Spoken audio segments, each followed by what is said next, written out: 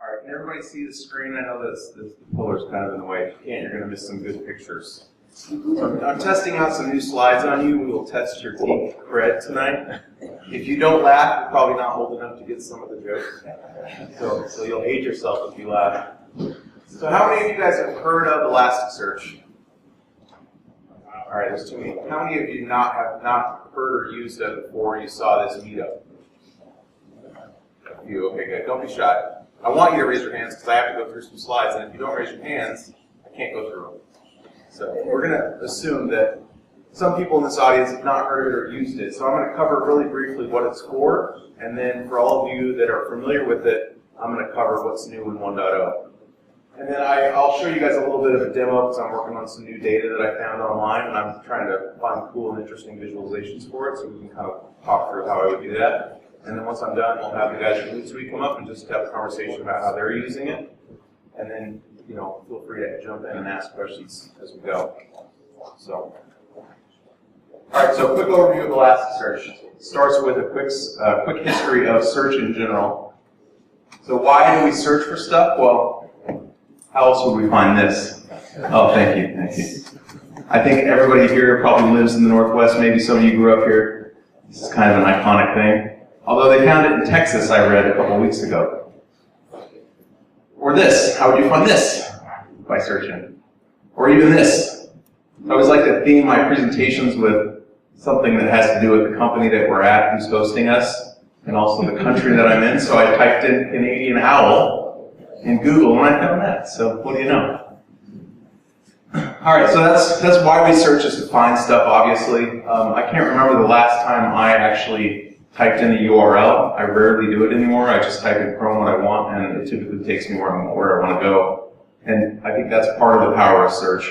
The other thing is, you know, we all have mobile devices. Whenever I'm hungry, I get hungry quite often. I use something like Yelp to find food near me, and that's all via search, right? So it's important. And there's kinds of search, like there's people search. So how else would they have found Spock? Is there anyone that doesn't get this reference? You're probably afraid to raise your hand, that's fine. There's geographic search. I'm trying to find Atlantis still. They couldn't find it, so they built it.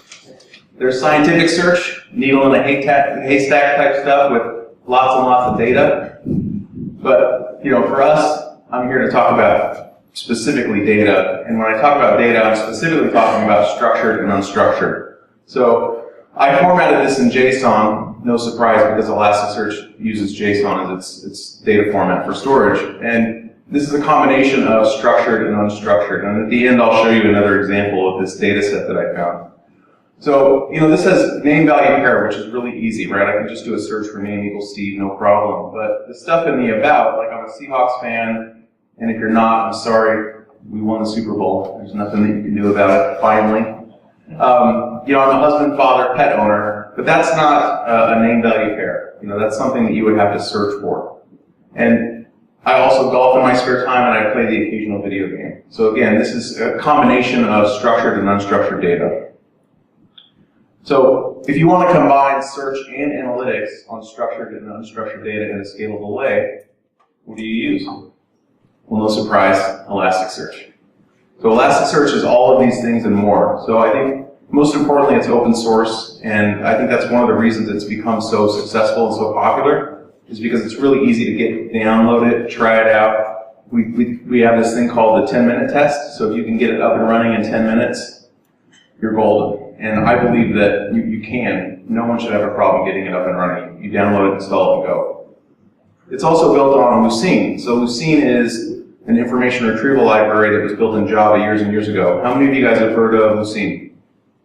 Good. So Lucene was made by the same guy that created Hadoop, Doug Cutting. And it's been around for a long, long time. Elasticsearch actually employs, I think, 4 of the top committers on the Lucene project. So we help guide the Lucene project now, as well as creating Elasticsearch on top of it.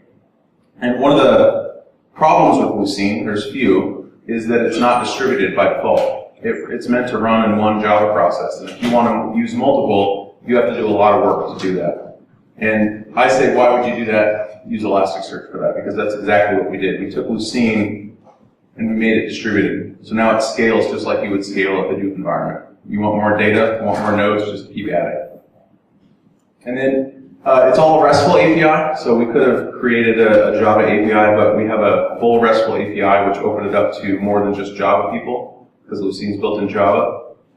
But we do have clients for all the main languages that are popular today, so Ruby, Perl, Python, PHP, Java, even Groovy. And if you don't have any of those, there's more that were built by the community, and you can find those on the website. So Elasticsearch, the company, has created what we call the ELK stack. It stands for Elasticsearch, Logstash, and Kibana. And the ELK is kind of a confusing animal, I found. So we were at the Strata conference in San Francisco a few weeks ago, and we were handing out ELKs. And a lot of people stopped by and said, "Can I have one of those reindeer?" Okay, so maybe it doesn't work so well, but it makes sense when you think about it in this context. It's Elasticsearch, Logstash, Kibana. And this is how they are meant to work together. Logstash is a way to get data from any source into Elasticsearch. It allows you to process it, clean it up, massage it, and then put it in Elasticsearch, and then you can use Kibana to get insights on that data. It's a really good way to discover the data. And then you can build an application on top of Elasticsearch, like so many people have done, to provide search for your end users. So just real quickly on the company, we now support hundreds of companies in production on Elasticsearch. So the open source company employs all the committers, and that's one of the ways that we're able to make advancements like getting a 1.0 out the door in such a short amount of time after we form the company. And then we also host trainings all over the world. So there's trainings every month in a city near you, hopefully. And we have, what was that? Maybe a Hadoop node just fell over. I don't know. So we also drive the ELK project. So we employ the committers and the founders for Logstash, Elasticsearch, and Kibana. And then we just released a commercial product that I'll show you guys. It's free for development use. So you can download it today on your laptop and use it as much as you want. And there's a small charge for it if you want to use it in production, so we can help keep the Elasticsearch projects going. So just a quick slide of who's using it. Yes, I did put the owl up there, notice in the top left. There's a lot of people using this, and I think one of the main problems with any open source project is it's hard to figure out who's using it because they can download it and use it without telling anybody. And what we found is a lot of people will tweet about Elasticsearch, and we'll find out that way. We find out at events like this when people want to ask more questions and talk about their use case. So it's a great way to figure out who's using it.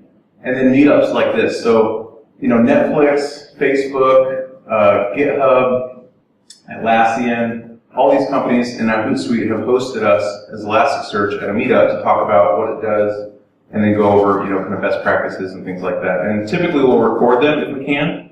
So you can go online and find these recordings. Just do a search for Elasticsearch Meetup, and the links to all of these are on our website. So you can watch the meetup. And I think a lot of the interesting parts of the meetup are not just the initial stuff, but it's also the Q&A afterwards. So remind me today, if there's a question and I don't repeat it, bad on me, because I've watched videos where I can't hear the questions, and I just see people talking to random stuff. So I'll do my best to repeat the questions for everybody watching this later. So there's a few tweets I took. This is how we find out, like Target's using it, Facebook. They're using it in Azure now. You can get an app in Azure for Elasticsearch. Lots of people using it. All right, so to get it set up, you download it, you untar it, and you start it. It's that simple. I love that. That's exactly right. So to get documents in, you just do you guys want me to cover this, or do you want me to skip to the 1.0 stuff? Keep going? Keep going. Okay, good. So to get documents in, you just use the RESTful based interface, right? You just do puts to put some JSON in. And if you look, the word stack in that URL is the name of the index. And if you're coming from a traditional database world, you can think of an index as a database. So you have like the customer database or the marketing database. And then inside that database, you're going to have a table.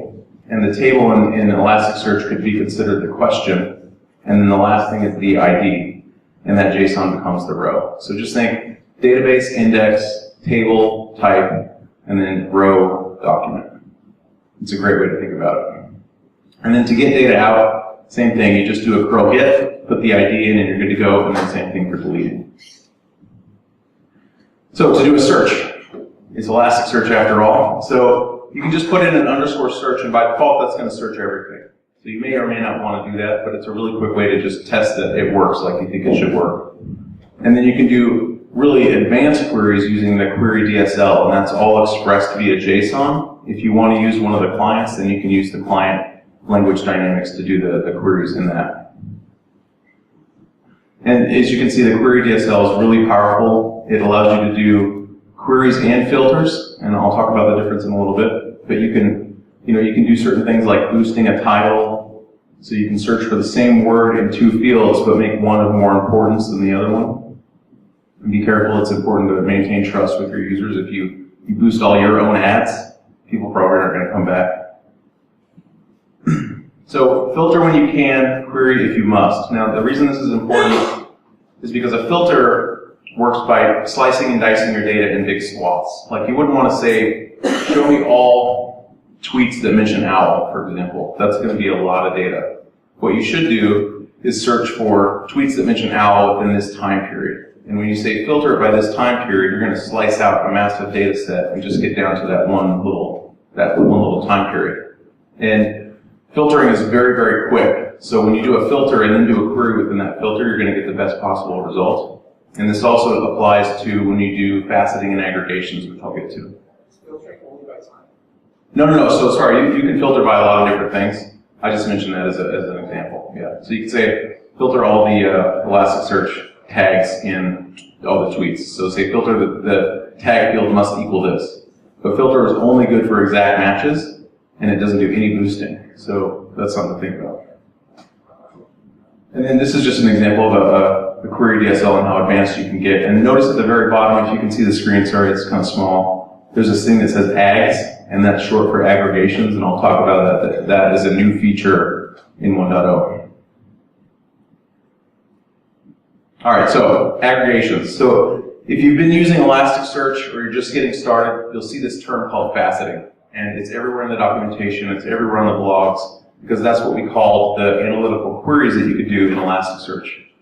But starting with 1.0, we took advantage of the fact that we've learned a lot from faceting, and we found out that we just weren't powerful enough. And as much as you can do right now with Elasticsearch, aggregations turns that up to 11, I think. Maybe even 11.5, if that exists.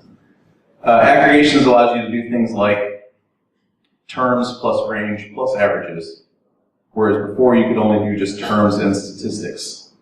And I'll talk about how this kind of represents in an aggregation. So with a facet, you could say, show me, all the tweets that mention Elasticsearch within this time period. But you couldn't say, show me them by week or by month or by day, or show me them by month, and then within that month, show me every day, and then within that day, show me every hour. So with aggregations, you can now do what's called buckets. And you can create arbitrary buckets however you want.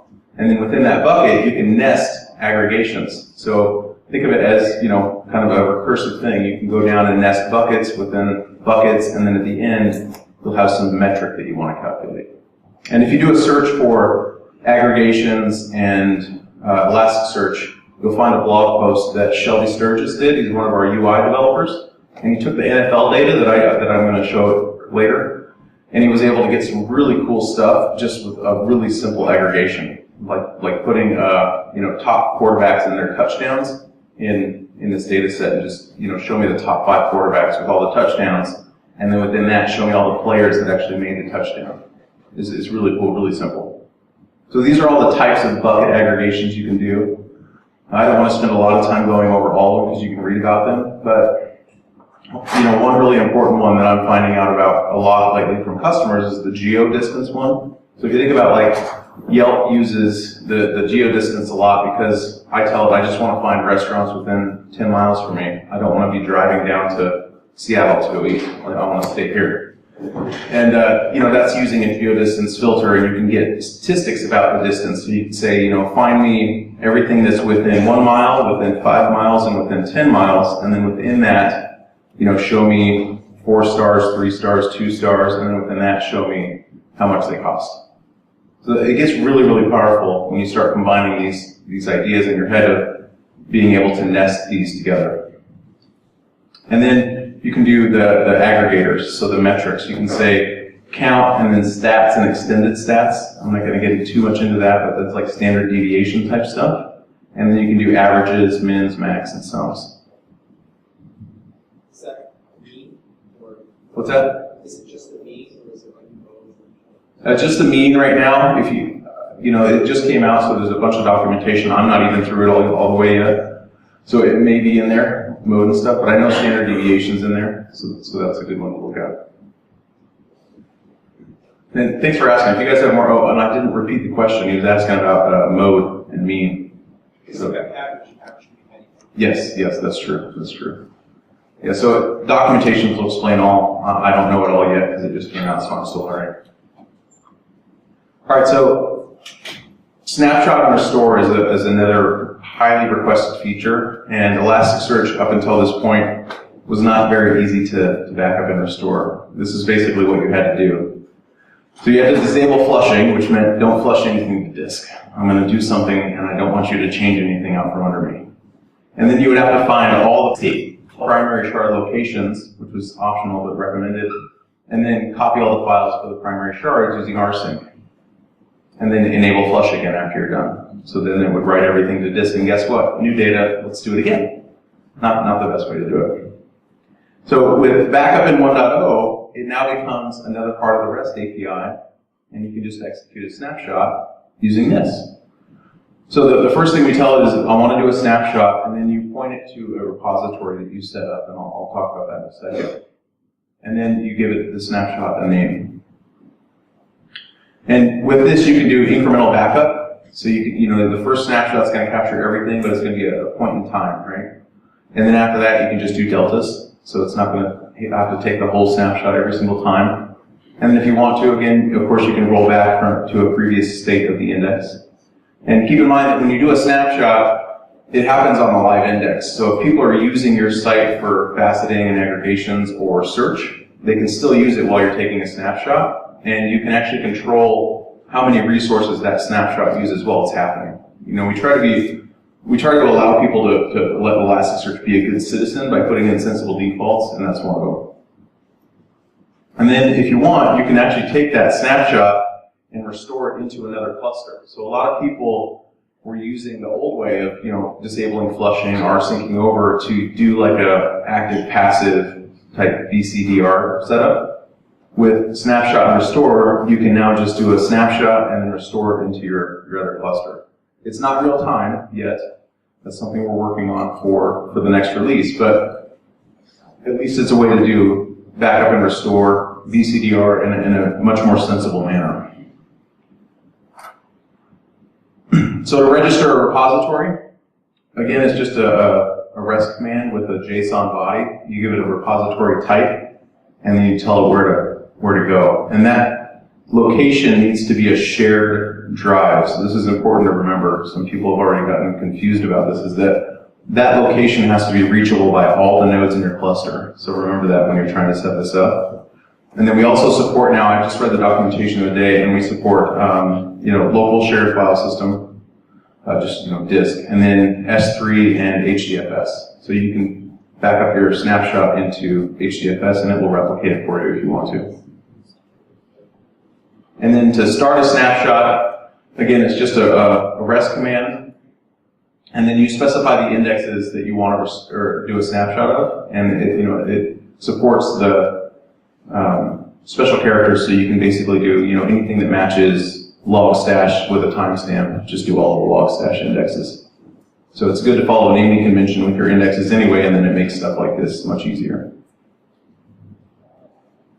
Now, for restoring in .90, this is what you had to do, was close the index, find all the existing index shards, replace them all with data from your backup, and then open the index. Now, we've made this a bit better by being able to do this. You still have to close your indexes with the close command, because we can't back up or we can't restore into a live index yet. That's something that we're going to work on. So right now, if you want to restore into a live cluster, just keep in mind you have to close that index down, which means nobody can get to it. But then you can restore it, and it will restore just like you expect it to. So any questions on snapshot and restore before I move on to percolator? Shoot. It's the typical log set, like being plugin. You want to put sort of like Q or Redis or something kind of before Elasticsearch. You have Elasticsearch log set and Q, more log set. And so you shut down that middle part and then start doing that. Well, are you talking about snapshot or restore? So if you're going to restore, so the question was, if you have the typical setup, which is Logstash and then Redis and then Logstash again and then Elasticsearch, what do you basically shut off while you're doing the restore, right? Yeah, so in this case, I wouldn't shut off Redis because that's what it's there for, is to buffer and build back pressure while you're restoring that index. So I would leave that on and just close the index because that's what the system is designed to do, right? Redis is designed to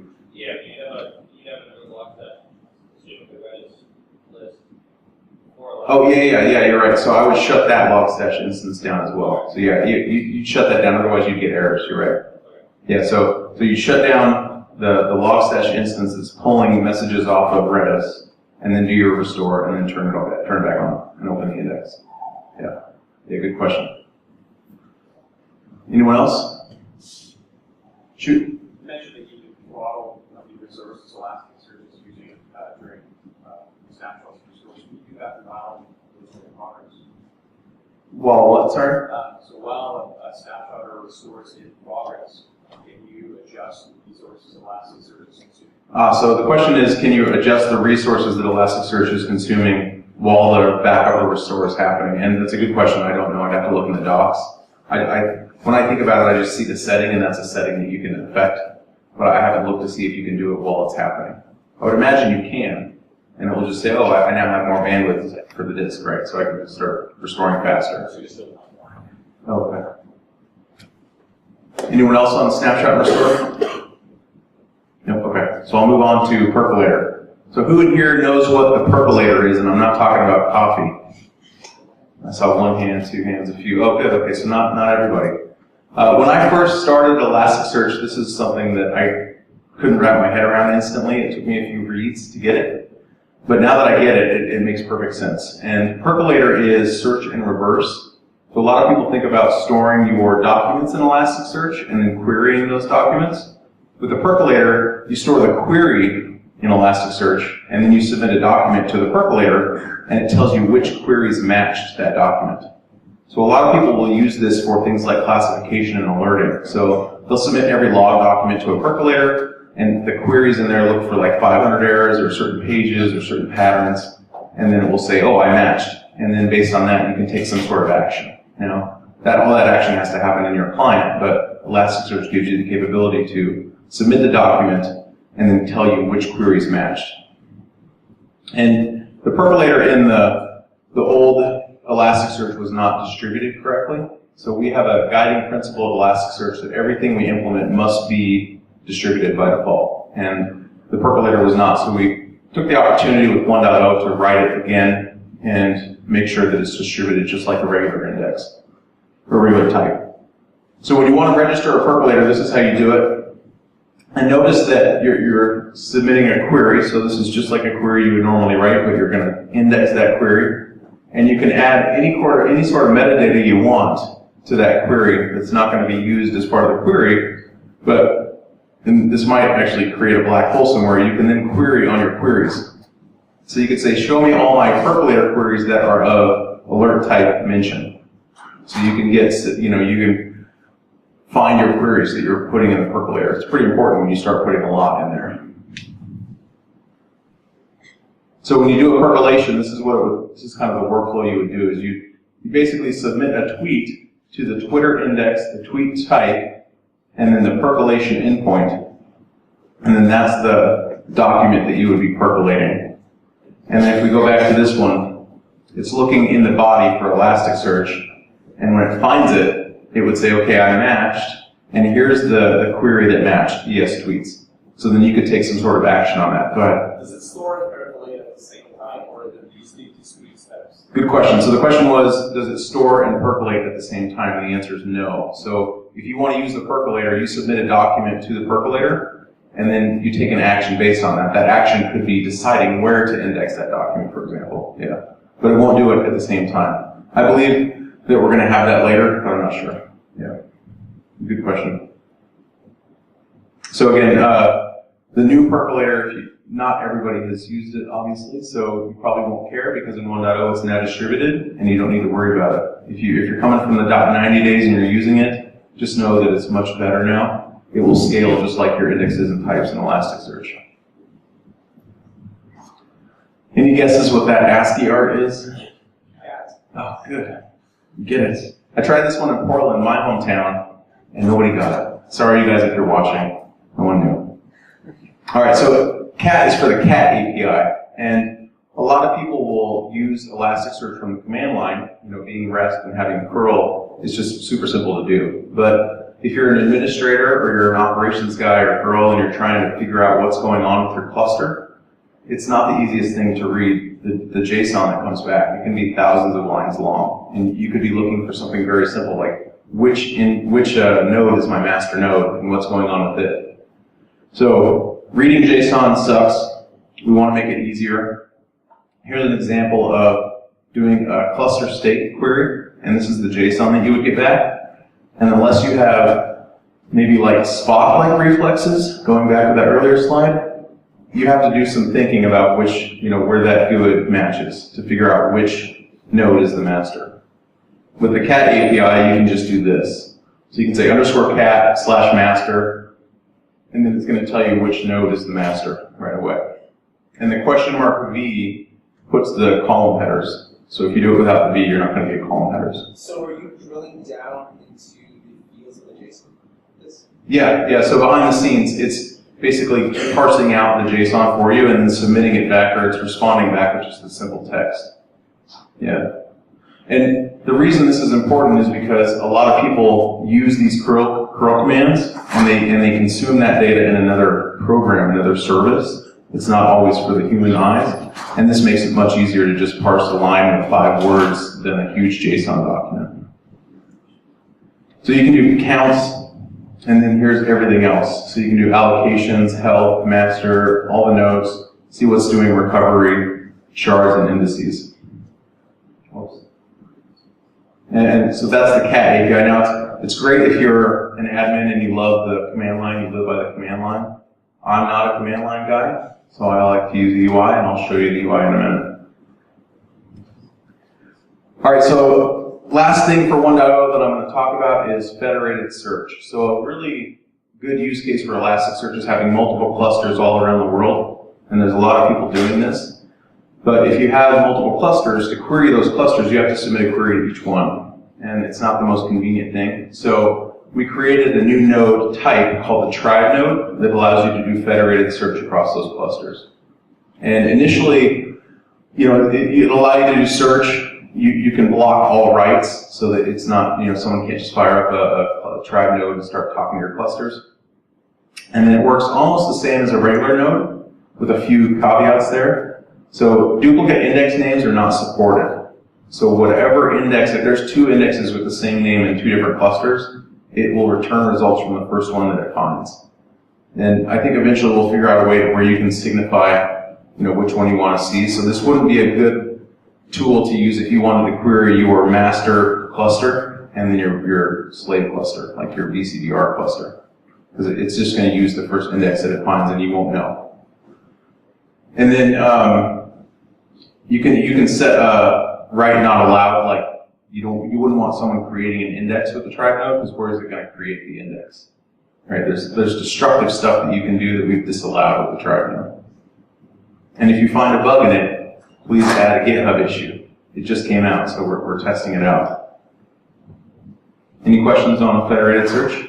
Shoot. So the default Elasticsearch index is log.8. I have to put those windows there. You're talking about the naming convention? Yeah. I have to make the names of the indexes around where. Yeah, so the question is, for like the log stash use case, how do you change the name of the index? so that you don't run into that problem. And I would make them rack aware. So if I have a cluster in Japan and a cluster in Canada, I would name one Japan dash and then one Canada dash or something like that, so that you signify where it is. Yeah. Then in your Kibana, you specify what it's asking. Yeah, so Kibana is in the process of supporting more rich patterns like that, so it'll work in the UI. I don't know if it works today, but I know that we're going to add that. So we're on milestone 5 now. I think we're really close to releasing the final Kibana tree. Yeah. Anyone else on that one? All right. So the last thing that's new with 1.0, and this came out a couple weeks before 1.0, is Marvel. And you know, this is not a sales meeting. I'm not here to sell you this thing. It's free to use for developers, and that's why I'm going to talk about it, is because I encourage you guys to use it on your desktop. I think when I'm in the field, the number one question I get is, how do I tell how big I should make my shards or my nodes, right? How much data can this thing handle, and how big should I make these Elasticsearch nodes? And I always have the same response, which is, I don't know, because I don't know your data. I don't know what hardware you're running it on. There's just too many variables. And the best way to do it is for you to do a test on your hardware, your reference hardware, with your data. And if you want to see what's going on while you're doing that test without having to use a tool that wasn't built to monitor Elasticsearch specifically, you can use Marvel to do that. So I'm going to show you guys real quick what it looks like. Let me make that bigger.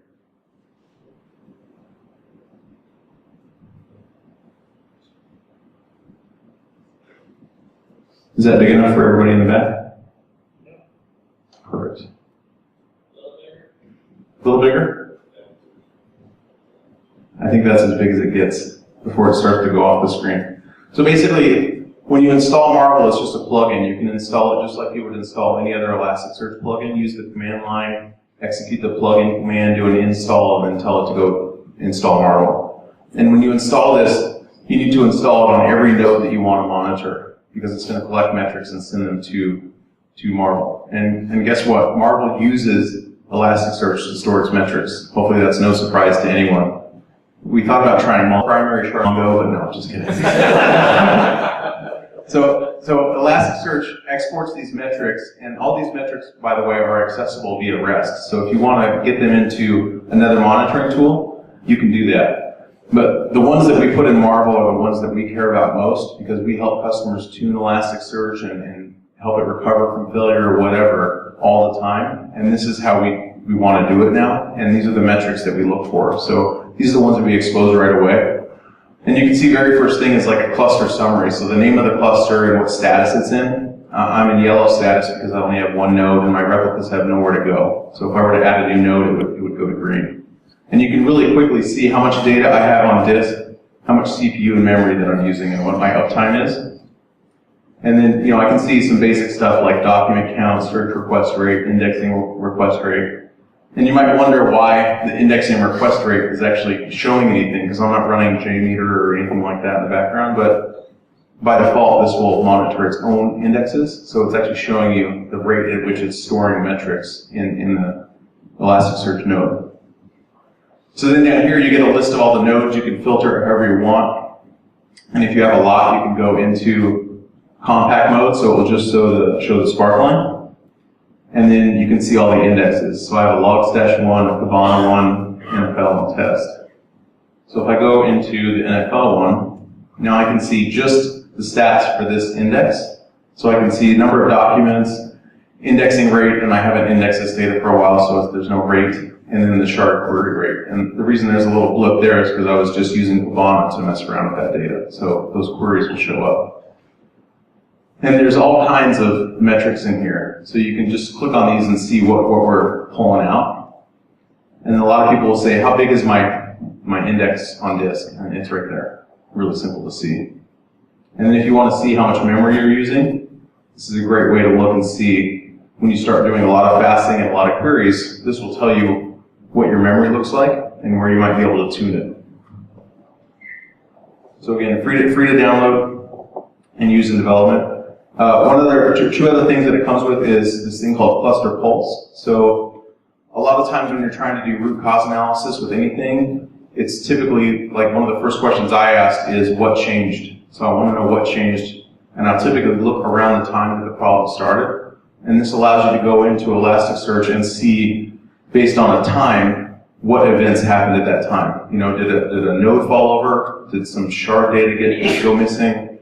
Did somebody change a configuration? All those events show up in here, and this supports searching and all that stuff just like you would expect in Kibana. And you can see like cluster status changes, nodes starting, event indexes getting created, things like that. So one of the HootSuite guys earlier today told me that when they first put their node up on Amazon, where's the gentleman? There he is. You don't mind if I tell anyone, do you? No. Yeah, so he put his node up on Amazon, and Elasticsearch is so easy to use that some might argue it's too easy to use, because people will go up on Amazon and they'll just throw it up on there and they'll start it. And Elasticsearch uses a very liberal discovery policy by default. And someone else's Elasticsearch node joined his node and created a cluster and started replicating data into his instance. So this is kind of funny. It happened to me too, but it was on a much smaller scale at home on my laptop and my Mac Mini. So that was my first experience. Not quite as alarming as it happening on Amazon. So to avoid that, best practice number 1, change your cluster name. Very first thing that you should do. You should probably disallow that, but whatever. All right, so finally, the last thing I want to show you in Marvel is this really cool UI to interact with Elasticsearch via a REST interface that's more graphical. And Sense is, and actually it started out in life, I think, as a Chrome plugin, and we bundled it into Marvel and enhanced it. So not only does it support just what you would expect, like autocomplete, but you can do some really cool stuff in here. So if I do, let's do NFL. So it knows that I have an index called NFL. And then I want to do a query.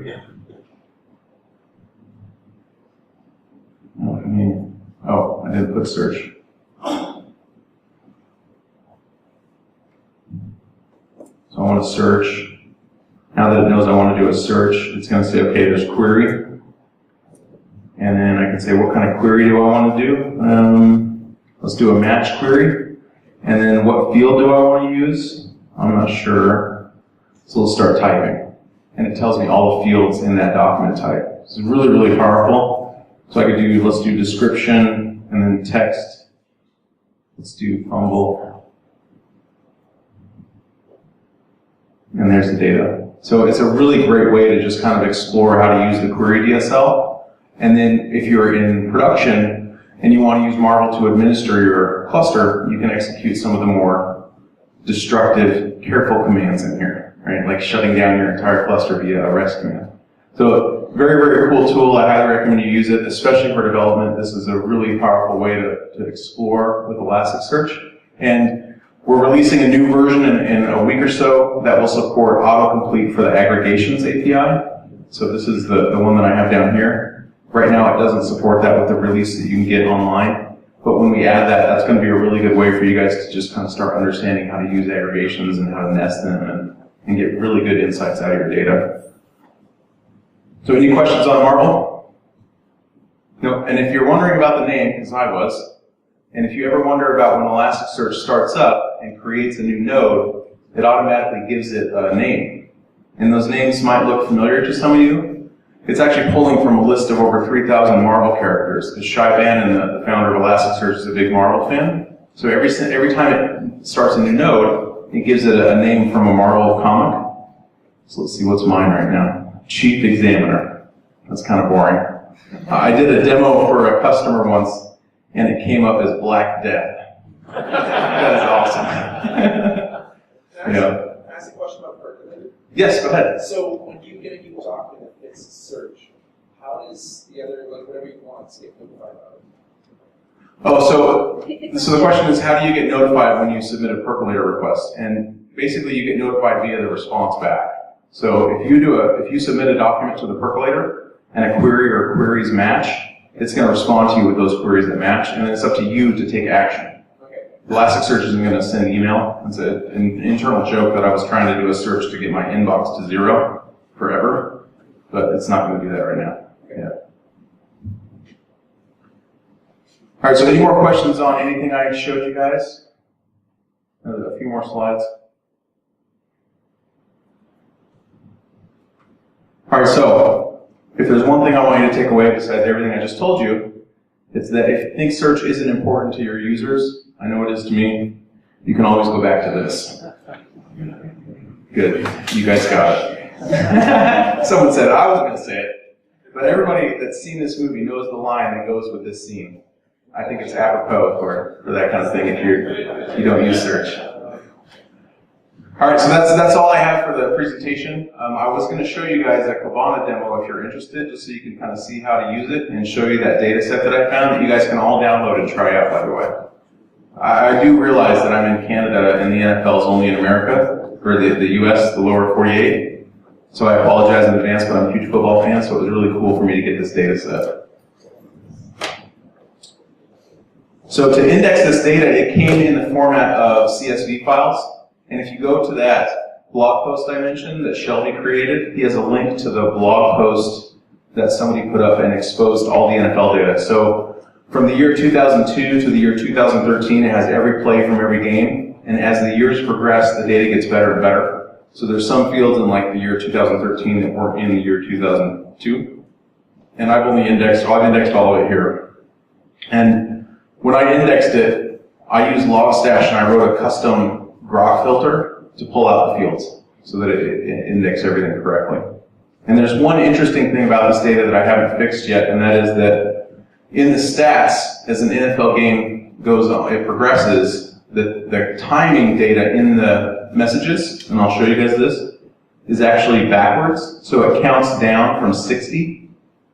So if you look at the minutes and the seconds, there's 38 minutes left and 20 seconds. And the next play there would be 38 minutes and 10 seconds. So I parsed the date and the time, or the date and the month, day, year that the game started. And then I made the timestamp out of the minutes and the seconds. And then when I put it in a histogram, everything was backwards. It was kind of funny. So you can see like the end of the game started here, and the beginning of the game as the score went down was over here. So I got to fix that. I want to write a Logstash filter to do it for me. So that's why I haven't done it yet. But I think it'd be really cool to kind of put all these games on a histogram, and you could see basically like, how did the Seahawks win the Super Bowl? Because I'm still asking myself that question. So, a couple things. The game over there, this is a custom field that I created because there's that game data in there, but you can see every game. And it's basically Arizona, wherever, Seattle, wherever. And then this is events per game down here. Let me undo that filter right now. And then there's total events found per query. So right now I'm just saying show me everything. And there's like 500,000 plus events in this data. And notice that I have this little panel over here called yards to go average. And that'll be interesting in a second. And then down here I have quarters, season, and downs as a pie chart. And it's not that interesting. But when you think about how you can just click on this and instantly filter that data, it's pretty powerful. So if I just want to see all the plays for a certain year, I can just click on that year and everything changes dynamically. And if I'm curious about the query that just got executed, I can always click this and it will show me the query. So this is another good way to learn the query DSL. And then if I want to undo what I just did, I can just click the X on the filter up there. So then I also have offensive plays, defensive plays, and yards to go. And overwhelmingly, it seems like most of the events are with 10 yards to go, and that skews some of the results. So I wanted to get rid of that, so I added a custom filter up here called it's a must not, so it says the term must not match this, and it uses game event dot to go, because that's the name of the field. So I said if it matches that, don't show me. Filter that out for me right away. So when I click on that, notice the first thing that changed was the yards average. It was actually 7, not 10 if I take or not 9 if I take the 10 out. So that's great, structured data, pretty simple. But let's combine this now with some unstructured data. So in the data set, every single event has a description field, and and someone wrote this in by hand, and it says what happened. And because it's written by humans, it's not consistent. So someone might write fumbles, someone else might write fumbled, right? Someone might write missed field goal or field goal missed, things like that. So you have to account for that, and with Elasticsearch you can by doing fuzzy queries and things like that. And does it do stemming at all? You can have it do stemming if you want, yeah. I just use the default analyzer. So when I do a search in here for like the word fumble, I could just do it like that, and I'm going to get 287,000 results, or 287 results. But that's not capturing everything. That's only capturing if someone wrote the exact word fumble. So I want to capture fumbles and fumbled. So I can do that. Now I find the actual amount, which is like around 5,000 fumbles. Now, I don't know why these guys make so much money if they can't hold on to the one thing they're paid to hold on to. But whatever. So let's do interceptions, because I think this is partly how the Seahawks won, as much as I don't like Richard Sherman. So I just did intercept, so that accounts for interception, intercepted, intercepts. You know, there's lots of variations on that word. I can do field goal. Whoops. So since I want to find these words together, I'm going to put it in like this. And if I wanted to, let's say somebody wrote in field expletive goal because they were very excited. I could say, find me these words within, 2 or 3 words of each other. So looks like nobody really did that. And then if I want to, I could do a search for safety and see how many safeties there are. So it looks like a safety happens, average yards to go is 11. That's kind of interesting. I didn't know that. Just learned that. So, I don't know if you guys saw, there was a pretty famous blog post from a guy named Nate Silver about a year ago about how football teams don't typically go for it on 4th down. And according to the statistics, they should go for it way more than they do, because statistically they'll make it.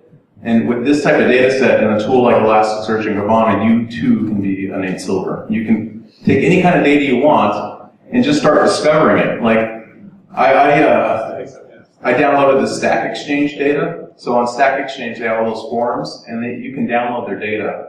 And they offer it like every 3 months.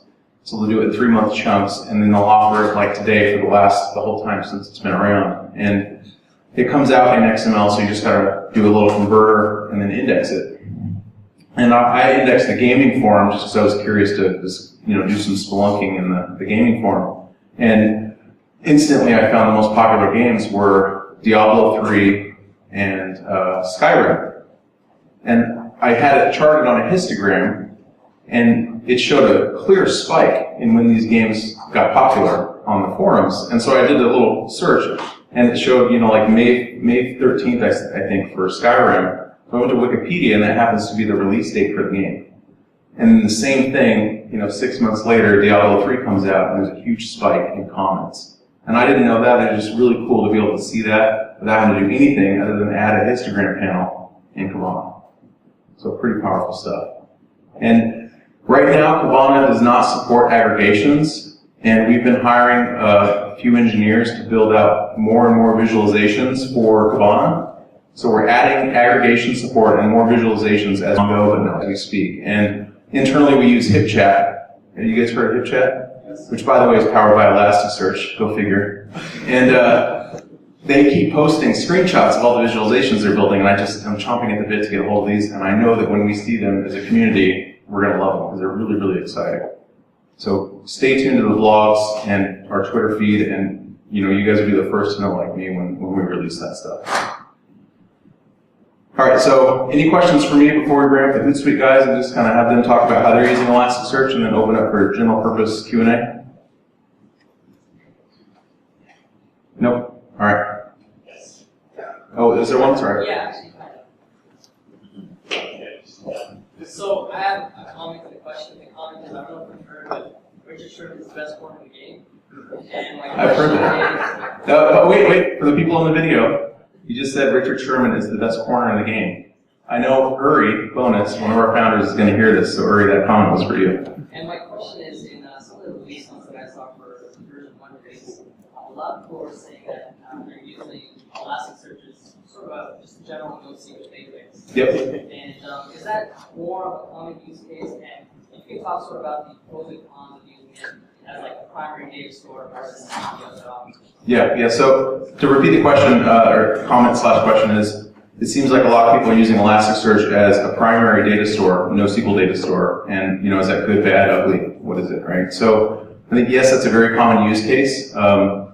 Before 1.0, when we didn't have snapshot and restore, it was painful from that perspective. So from an operational perspective, it was a little painful. But if you're going to do that, I completely support that. I mean, that's why I joined Elasticsearch, because I believe in it and the fact that it applies structure on the way in, right? And I think that's really important because you get things like this. And so much, I think the community is throwing data into Hadoop and figuring out what to do with it later. And if you just throw it into Elasticsearch, you'll index it, and you can tune it however you want, and then you can get cool stuff like this right away. So I think a NoSQL data store is a great use case for Elasticsearch, just as a primary NoSQL data store. One thing to be aware of is, like with all NoSQL stuff, it doesn't support foreign keys and things like that. And we do support nested relationships and parent-child, but that's it. So if you want to do anything more advanced than that, like a big graph database or something like that, I'm sure you can make it work. I don't personally know how, maybe our engineers do, but it's not a hammer for every nail, right? So I think use it for that, but just keep in mind what it is at the end of the day. It's a search and analytics engine. Yeah.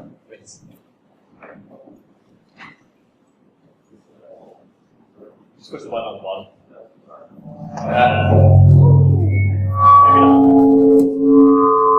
Maybe not.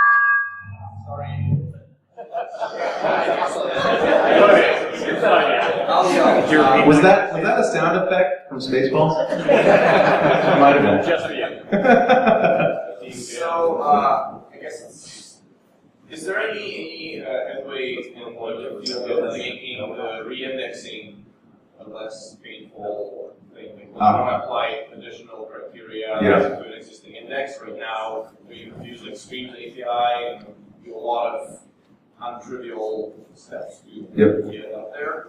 Yeah, so good question. The question was, is there anything that we're working on to make re-indexing easier? Because as some of you may or may not know, Elasticsearch stores everything in Lucene, and Lucene is immutable, which means if you do an update, there really is no true update in Elasticsearch. We have an update API, but under the covers, it's doing a delete and a re-index. And if you want to change data constantly, you have to re-index that data. And this goes back to your earlier comment about the NoSQL data stores. You have to think about this too, right? So if you're going to be doing constant updates, there's a few best practices around that, like using parent-child relationships and only updating one or the other where all the dynamic data lives and keeping the static data in the other document. So to answer your question specifically, it's something that we think about constantly. We hear about it from the users, so we are talking about things internally. And right now we don't have anything to share publicly, but when we do, we'll publish it on the community. I'm not going to keep that to ourselves.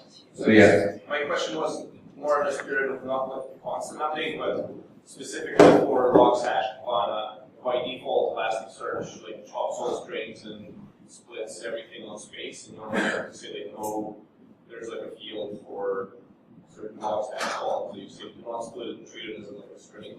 Usually for things like say like browser identification string, you like give me all Firefox, and that actually splits it up for like MSIE Firefox. It all like treats it as a different thing, and you have to go back and say your schema, like don't do it.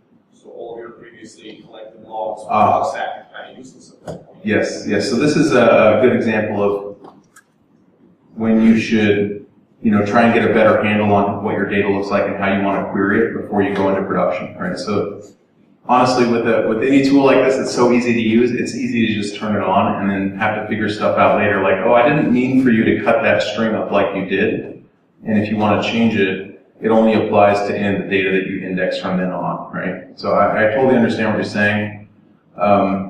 There's nothing easy about that, right? You have to figure out how you want to do that and how you want to index it first, and then worry about the formatting, or try and worry about the formatting up front, how you want to see that data.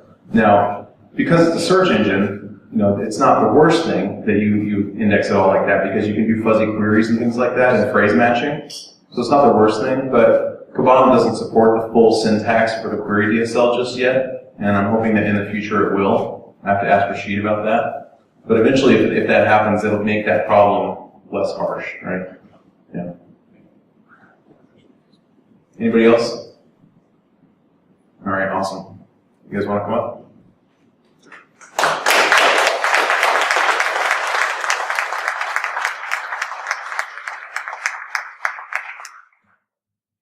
All right, so up next we have Jeff. It'll just take a minute or two to set up. So if anyone wants to quickly run to the washroom, do so now.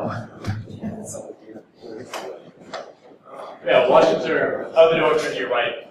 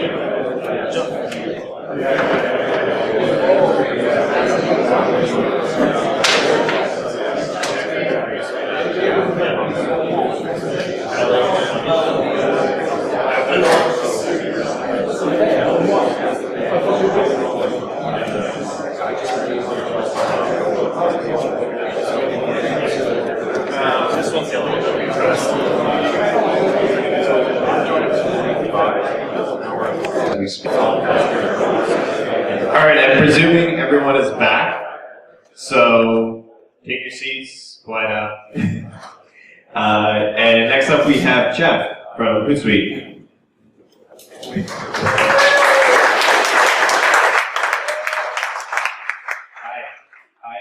Hello. There we go. Welcome to HootSuite.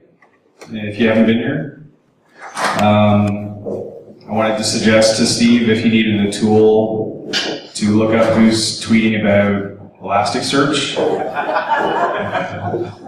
We have one. So I just wanted to just quickly and basically go over what we do here with Elasticsearch. At HootSuite, we log everything, no exceptions. You can think of it as log level debug. We make sure we have all the data. But we don't specifically just use Elasticsearch. We also use Hadoop, and we also archive our data. The types of things that we log are Apache logs, system messages. Our developers can add their own log messages via their classes. They do have to conform to some coding standards to be able to get all that data into Elasticsearch without it breaking indexes or us becoming multi-tenant. What it does for us is it gives everybody here really fast access to our logs. It's obviously possible for us to present that data without some sort of tool like this because we generate anywhere from 100 to 200 gigs of logs every day. So if you can imagine trying to grab something out of that log, be my guest.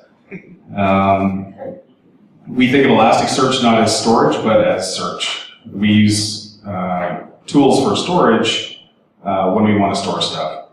Elasticsearch, we essentially use it for hot data for 2 weeks, and then we dump it. Data that we want to keep, which is, the other thing is we don't log lot of business intelligence to Elasticsearch. We go to Hadoop for that, and we go somewhere else entirely for all of the data. So Elasticsearch doesn't do all of our data, but it does quite a chunk. So this is I don't know if anyone can see this. I can't really make it bigger. But you can see we have our 3 servers here, the 3 HootSuite servers that we run.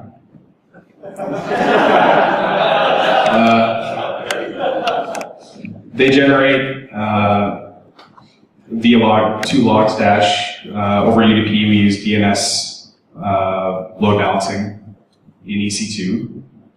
That goes to a set of Logstash instances. It's not technically a cluster for various reasons. Those Logstash instances then give that data out via 0MQ.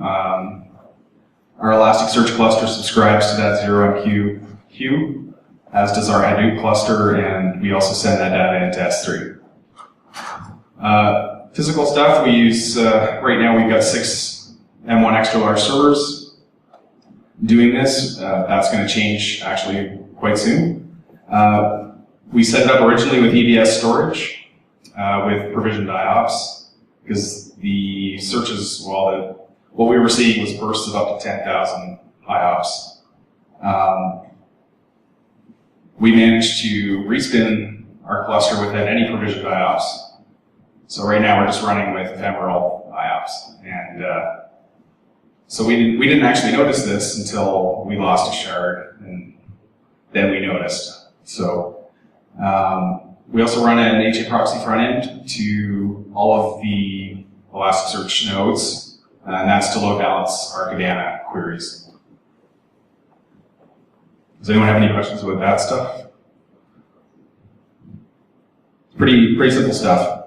In terms of stats, we do about 800 documents a second go into Elasticsearch. We do, I would say on average, about 150 gigs a day, anywhere from 70 to 200. We've seen it go as high as 250, 300 on Super Bowl Sunday. Are all the documents just logs? Essentially, but it's not just logs. We also have... What was the question? Oh, he just wondered if the data was just logs, but it's not. It's there's a lot of analytic data that we do, user activities. We log programmatic data for the developers to debug their applications. They're at liberty to add whatever sort of logging they want in their code, provided it doesn't affect their execution time. Is any of this user-facing? No. This is all just for us. That may change. We're considering using Elasticsearch on production customer-facing systems, but not right now.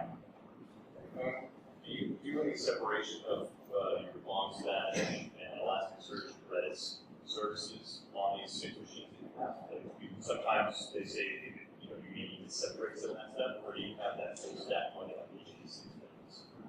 No, we separate all of them. So the HA proxy, okay, I'm sorry, I should repeat. He asked us if we put the whole stack on each node or combine any of that. We combine it in one place, and it's actually a single point of failure that we need to deal with, which we got help from Steve today.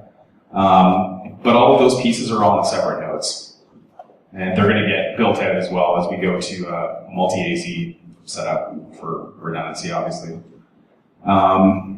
We try and keep a 2-week rotation, and what that ends up happening is we get about 400 gigs per node kind of staying at that level. But it's going up, obviously. In terms of our config, we have a really basic config because we're really doing really basic stuff. I was going through the Elasticsearch configuration documentation in the last couple of days, and there's so much more that we could be doing with it. We just don't really need it right now. We use a lot of the sort of basic suggestions for EC2 deployed Elasticsearch clusters in terms of our timing, timeouts, 3 seconds, how many IOPS we try and allot to our EBS backing, and we use about half the RAM on our instances. So in this case, there are 16 gig instances. We set a heap size of 8 gigs for each node. Any questions about that stuff? So the kind of data we get out of it, obviously, it's really hard to see, but you know, typical log data. This is from an API call. It's great for our developers to see for errors what's happening. They can dig on any level here. They can sort any of those fields. They can look up all instances of those fields, etc. In terms of our sharding and replica setup, it's pretty simple as well. We do a shard per node. That's 6 shards in this case, and then we add another replica. And that seems to keep it pretty balanced and running nice and smoothly. And then we have a number of issues that we're going to bring to Steve. And it's actually quite fortunate, I think, that we have not moved to 1.0 yet. Because a lot of the issues that we've got are addressed in 1.0. So that's, like I say, it's quite fortunate. So I'd like to get Steve up to talk about some of the issues we see and how we address them. Yeah, unfortunately, what about my jacket there? Yeah. One's dead though, so you gotta talk about them. The first one he can't address, and that is cost. And the instances alone for this are about $2,000 a month. So not really a home project thing. Sorry. No, that's not too much feedback.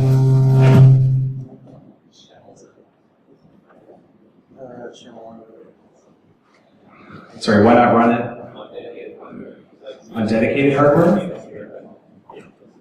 That's a good question. Right now, we have dedicated hardware. We're having issues with it. So we moved everything kind of off of that while we figure out how to move forward with it. So Elasticsearch is just one technology that we're sort of wrangling in EC2, that it would be much easier on dedicated hardware. So, that's sort of neither here nor there. We can talk about that separately. Like, pardon me? Oh, for sure, but it's not really to do with this. But yeah, I mean, we could talk about it. All right, so can you guys hear me in back? No, we don't have hot mic problems? All right, perfect. Thanks, guys. So I think the first question is to heap size, is where you run a query that is over a great period of time, you can take a node out via out-of-memory messages. Yeah, so out-of-memory is pretty common in Elasticsearch prior to 1.0, and we've added some protection in. So now you can actually tell Elasticsearch how much heap memory to use for things like the filter cache, so that it doesn't run you out of memory. So when you download 1.0, you can look for in the release notes or just look through the settings and see the field cache settings and the cache settings you can tune and put thresholds on those. And again, if you want to see how much you're using, I don't recommend just arbitrarily changing settings when you download Elasticsearch unless you've done it before and you know exactly what you want to do. Because we tune it out of the box, we try to tune it anyway for, I'd say, 75–80% of the use cases. I mean, that's just part of its simplicity, judging by the user that joined your cluster on Amazon. So don't just start tuning arbitrarily. I mean, if you see number of threads and you see it set to a certain number, it's set to that for a reason. And the JVM is pretty good about using cores, right? So you don't need to just say, oh, I need 1,000 threads, because you probably only have 8 cores anyway, so it's not going to use them all.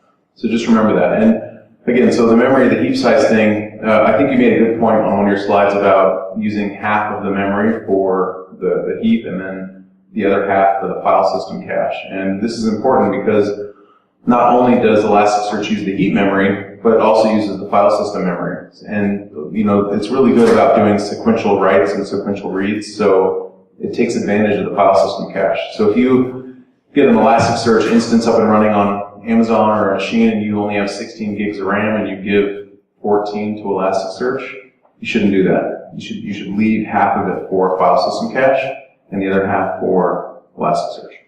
So don't run Elasticsearch on the same machine as another server that's taking advantage of file cache, because then they both won't get to. It's a common thing where people, oh, it's a data store, so I'm going to run it on my Oracle box. Probably not the best way to do it. The second one was backup and restore.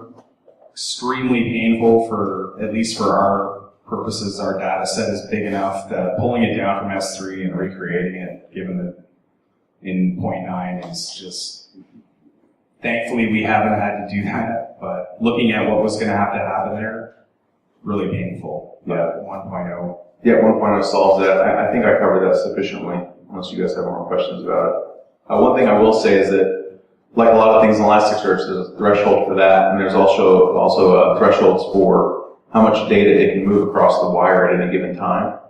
So again, don't just start tuning arbitrarily.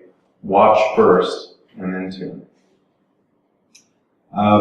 We have our setup has a single point of failure, and that is we run a Logstash instance on one node. So basically, if that node goes out, we're out of data. So how do we deal with that? We have no place to put back pressure. So yeah, Steve helped us out today to figure out a way through which we could implement Kafka or Redis. Yeah, or Rabbit. Or RabbitMQ with Logstash on either side to allow for that back pressure if we start backing up queries and we don't lose data. Yeah, I think this is not just something that's specific to Elasticsearch, but any distributed system that you're building. And everybody, of course, wants their business to be successful, and you want to be able to handle peaks and valleys in your load. And if you don't have a place to add for a buffer between every layer, you will have a single point of failure. So it's important to create these buffers in between everything, so that if web requests start coming in on like Super Bowl Sunday, or is there an equivalent term in Canada for like Hockey Monday or something like that? There's got to be. Anybody? Canada. What's that? Saturday. Saturday. Okay, Saturday. medal game. That's the We don't have a pro team in Portland. We just have the Winterhawks, and they're not that great. Well, I guess they're okay. They're really good, actually. Yeah, they are pretty good. But anyway, so if you do have these peaks in your traffic, and you're trying to, what I always say to people is you don't want to build the stadium for that one day of the week where everybody comes to the game, because like most football stadiums, most stadiums in general go empty most of the time, right? And companies will build this massive infrastructure to handle that one day of traffic. And I think that's a mistake. It's very expensive too.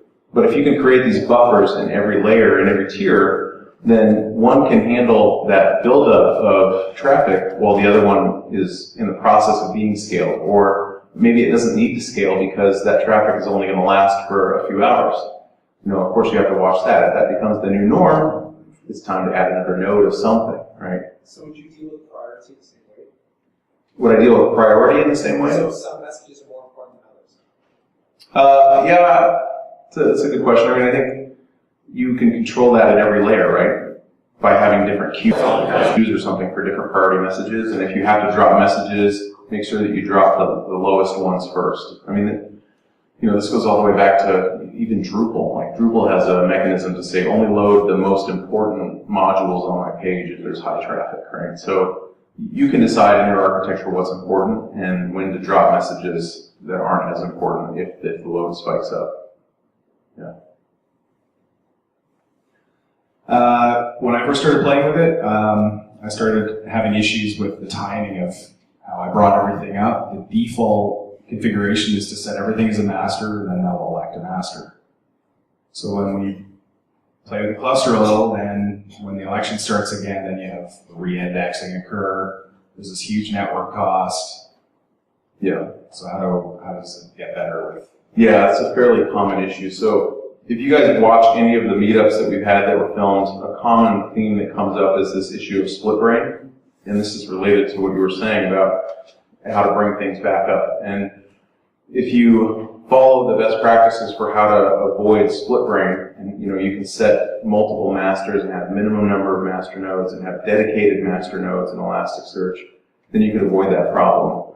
And then the other problem is when things do fail, since Elasticsearch is a distributed system and it has this notion of primary shard versus replica shard, if those two things get out of sync, then the replica will basically be ignored, and when you bring up a new node, the primary will start being copied over because they're different. And Elasticsearch has to do that because it's trying to be a resilient distributed system. And when you do that stuff, you can affect, how many nodes you want to be available before it starts doing that, and you can change how much data it moves and at what rate. So a lot of people will run into issues where, oh, my cluster is not coming back online as fast as I want it to, right? And that's again because we have settings in there to tune that stuff. So this is a pretty big topic, right? And it depends on what you're running on and how much data you're trying to move around. But just remember again, don't just start changing things. Think about this as a distributed system because that's what it is. And when things fail, it's designed to fail, but there's consequences when it fails. And when you recover, we do the best we can to make sure that that recovery goes as fast as possible without affecting performance from the users that are already on the system. So again, there's lots of settings to look at, like allocation. If you want to do some research on this, go into the docs and look for shard allocation. That's one good setting to start looking at. Just do a search on our website. It has search, amazingly. And you can just search for it. It'll take you right to the page. A couple of things that we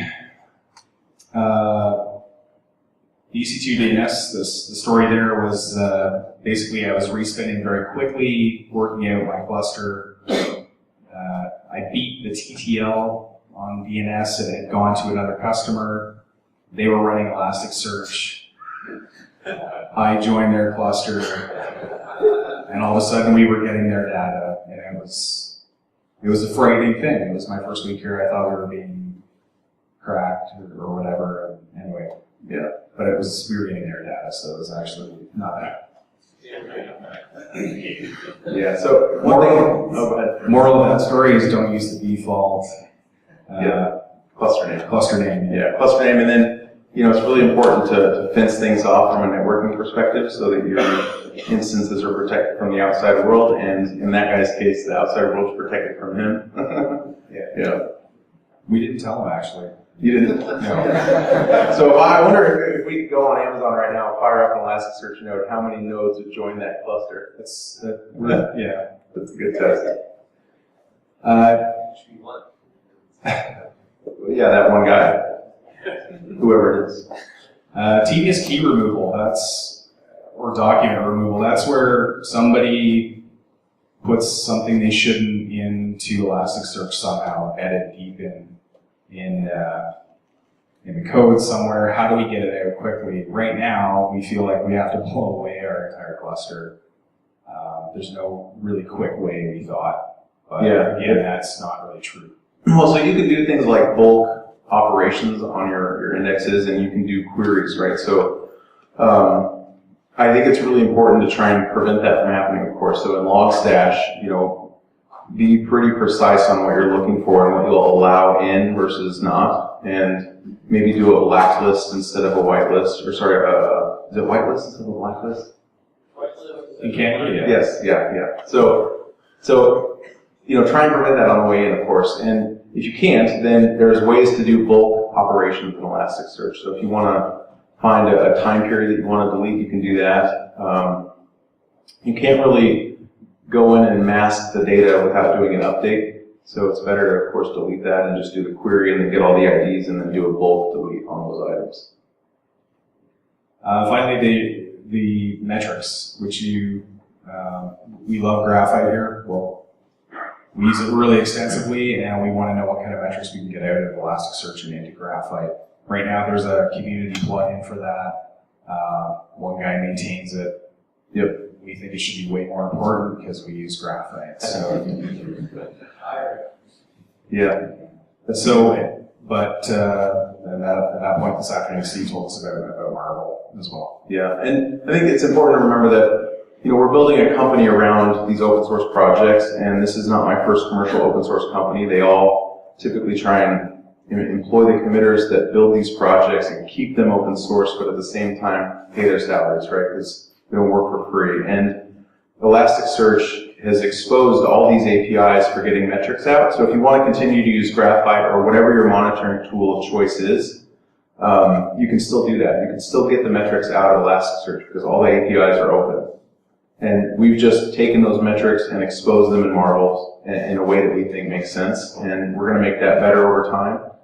But there's other plugins for Elasticsearch like Head and Big Desk, Elastic HQ. There's a lot of them. So I recommend you try them out. And we hope that Marvel is the best one that you try. And that's what we strive to do. But if it's not, the API is open.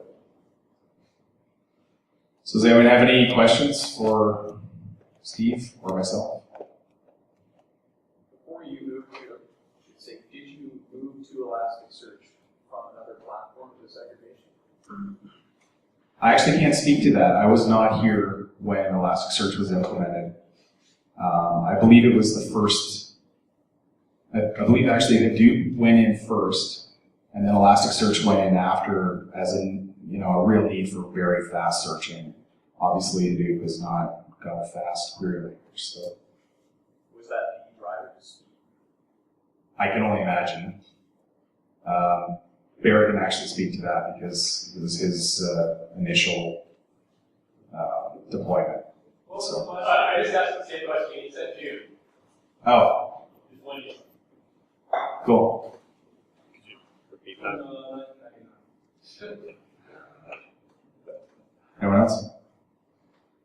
And if you guys have, I'd love to hear how you guys are using Elasticsearch. I mean, when I asked who'd heard of it, almost everyone's hands went up. So if you guys want to talk about how you're using it in maybe a traditional or non-traditional way, based on what we talked about tonight, I think everyone would love to hear it. I mean, that's why I think a lot of people come to meetups is to hear how other people are using it, not just me, not just HootSuite. Well, that's my response to the station. Dinesh. Yeah. Hey guys, my name is Ganesh and I run a hosted Elasticsearch company. So have you guys heard of Elasticsearch by any chance? So the kinds of problems we solve are the non-transactional use cases. So we don't do log stash, we don't do any streaming logs, but if you have a static data set and you want to index and query it, as Steve mentioned, you have to have buffers between your different parts of the stack. So we solve some of those problems, we solve the security issues. But the real reason I took this mic is at Polygon.conf, which Saeem spoke about earlier today, I'm going to be, I put in a proposal to do a half-day tutorial on Elasticsearch, but it's Elasticsearch for applications. So there's a session on information retrieval, why use Elasticsearch, why not just use MySQL or Postgres. How do you configure the schema? How these, the analyzers, the tokenization, how do you do stemming, all that kind of stuff. And then how do you secure your Elasticsearch cluster? How do you make sure your queries are whitelisted? How do you use the bulk API and so on? So I'm just going to do a quick poll on what the interest is. So if you can raise your hand if you're interested in this. It's a half-day tutorial. So it's a paid tutorial. I don't make any money. This is for the community. But yeah, if you're interested, it's a half-day tutorial. Raise your hand. I think if you guys are thinking about using it for a data store, NoSQL data store, right, in quotes, I would go to that for sure. Yeah, because a lot of the stuff you just mentioned is things you're going to have to deal with anyway. Yeah, so everything that was mentioned here and the issues that Jeff has had is from a log stash perspective. But if you have to configure your multi-fields so that you can sort on string fields, for example, that's not something that comes out of the box because it tokenizes by default. Yeah. So, stuff like that. Cool. So about 15 people here, I guess. Yeah. All right. That's all I have to say. Thanks. Anyone else? Anyone else using a really strange non-standard phrase? My name is Flynn. I'm a WordPress developer. I'm actually going down to Portland next week to give a talk to WordPress developers on how to use Elasticsearch for their self-hosted sites, because it's become a lot more popular within the WordPress community. Can I come to that? Hell yeah, you can. What day are you going to be there? Monday, March 10th. At night? Yeah. Oh yeah, well, let's connect after this. I'll be in town. Awesome. And it's also going to be talking about how WordPress.com, which is the hosted solution, they use Elasticsearch for all their internal stuff. And they've got about 9 terabytes of data and about 500 million documents. And they're now allowing self-hosted sites to use a module called related posts, which will allow you to index your posts and then search for ones that are related to ones you're watching. And so it's a really neat API that they're tying in for people to use. So I'm also going to be talking a little bit about that. So. Greg Brown, who from Yes. WordPress. So Greg Brown and I have been in contact for years.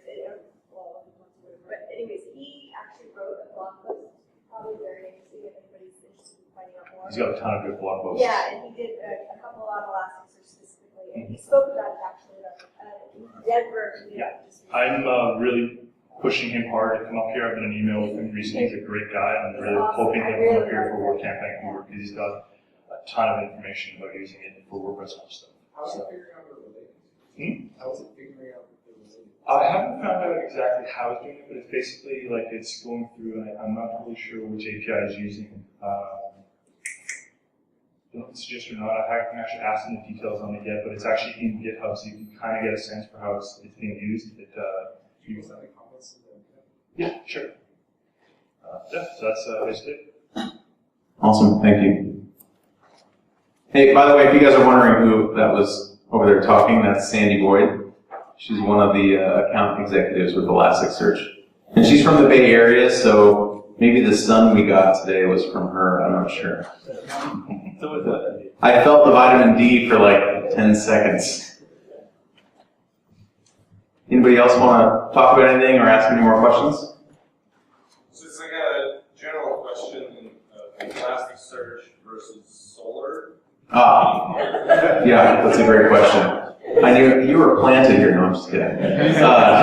So the question for those of you watching this recording is about Elasticsearch versus Solar. And you'll never hear me bash Solar in any way. I think Solar is great for what it does, and we're both built on Lucene. So we both have that same heritage. But Elasticsearch started from the ground up to be a distributed search engine. And I think that's really important, right? You don't turn a Toyota Camry into a race car just by bolting on new tires and throwing in a V8, right? It takes a lot more than that to be a race car. And I think it's the same kind of analogy. A lot of my analogies are cars. Sorry, guys. I love cars and I love football. So all my analogies usually revolve around cars. But anyway, so there's a lot of reasons that people choose Elasticsearch over Solar, and I think the top reasons are the fact that it's very easy to use and get up and running, right? You can download it, get it up, and input data and do searches in like 10 minutes. It has a very consistent REST API. That's the other one. The query DSL is like nothing else out there. So it's very, very rich and expressive, and more importantly, it's consistent. It's schema-free, right? So it'll create the schema for you, whereas with something like Solar, you have to create that up front. Oh, they do? Oh, I didn't know that. Good to know. And then the fact that we support nested documents and parent-child is something that you don't get with Solar, right? And a lot of people love that, not from the perspective that they want to go in and create all these nested relationships, but it makes moving your data from a relational model into Elasticsearch much easier. And I was talking to a customer down in the Bay a few months ago, and they said that they were going to use Solar, but then they realized that they would have to flatten out their entire data structure, and they wanted to keep some nesting. And it was very easy for them to do that in Elasticsearch, and that's why they did it. So those are just a few of the reasons. If you do a search for Elasticsearch versus Solar on Google, you will find a lot of information out there. Like the wiki page about the distribution locks and things like that you can encounter when you run Solar in a distributed environment. So yeah, good question. Just connect on that. As far as I know, we have 2.0 support search based on Solar. What does React? React 2.0. Oh, so you're saying React 2.0 supports search based on Solar? Oh, I didn't know that. They run solar on each node, and they use that instead of their secondary. This is what I find is a lot of people in the community know about this stuff more or something than I do. I can't keep track of everything, so it's good to know. I just did a webinar today, actually. Funny story. I didn't plan my calendar very well, so I had a webinar this morning with Hortonworks where we did an Elasticsearch and Hadoop co-presentation, and I had to stop in Tacoma and open my laptop in my car and connect to my LTE and do the webinar from my driver's seat in my car. Thank goodness it worked. But it was recorded, so if you guys want to go out there and see how Elasticsearch works with Hadoop, there's a special library that I didn't mention. It's called Elasticsearch Hadoop, go figure.